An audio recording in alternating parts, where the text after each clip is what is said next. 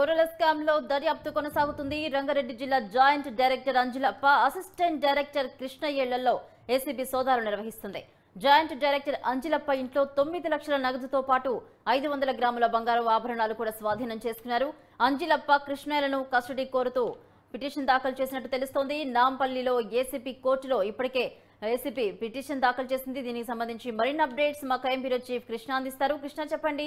Assistant director Krishnaiah ఇళ్లలో కూడా సోదాలు నిర్వహిస్తున్నట్టు తెలుస్తోంది ఏసీబీ అధికారులు. ఈ సోదాలు ఎప్పటి వరకు జరిగే అవకాశాలున్నాయి?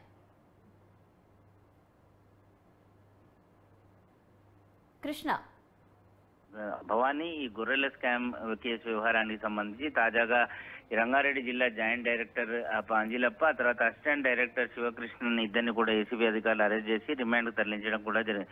ప్రస్తుతం వారి ఇళ్లలో కూడా సోదాలు నిర్వహించిన క్రమంలో ఈ అంజిలప్ప ఇంట్లో 9 లక్షల నగదుతో పాటు కిలో బంగారు ఆభరణాలు బయటపడ్డాయి. ఆ తర్వాత కృష్ణయ్య ఇంట్లో కూడా సోదాలు అనేవి నిన్న శనివారం నాడు నిర్వహించారు. అయితే ప్రస్తుతం ఈ అంజిలప్ప, కృష్ణయ్య పింజల్గూడ జైల్లో ఉన్నారు. వీరితో గొర్రెల స్కామ్ లో ఇప్పటి వరకు 6 అధికారులు అరెస్ట్ అయినారు. అయితే వీరిద్దరిని కూడా విచారణ చేస్తే మరికొంతమంది విషయాలు బయటపడే అవకాశాలు ఉంటాయి కాబట్టి వారిని కస్టడీకి ఇవ్వాలంటూ నాంపల్లి కోర్టులో పిటిషన్ వేశారు. ఈ రోజు ఆదివారం కాబట్టి రేపు ఈ కస్టడీ పిటిషన్ వ్యవహారానికి సంబంధించి దీనిపైన వాద ప్రతివాదనలు కూడా జరిగే అవకాశం ఉంటుంది. అంతేకాకుండా ఈ పశుసంవర్ధక శాఖలో అటు విజిలెన్స్ వారు కూడా ఏదైతే విచారణ చేపట్టారో కీలక ఫైళ్లు ఏవైతే మాయమయ్యా వాటన్నిటిపైన కూడా దర్యాప్తు చేసిన విజిలెన్స్ అధికారులు ప్రభుత్వానికి ఒక నివేదిక కూడా ఇవ్వబోతున్నారు. ఏసీబీ అధికారులేమో ఇప్పటికే ఈ కేసు వ్యవహారానికి సంబంధించి స్కామ్ వ్యవహారానికి సంబంధించి విచారణ చేపడుతూనే మరికొంతమంది దీంట్లో ప్రమేయం ఉంది అని చెప్తూనే మరోపక్కన మాజీ మంత్రి తలసాని శ్రీనివాస్ యాదవ్ ఓఎస్డీగా చేసిన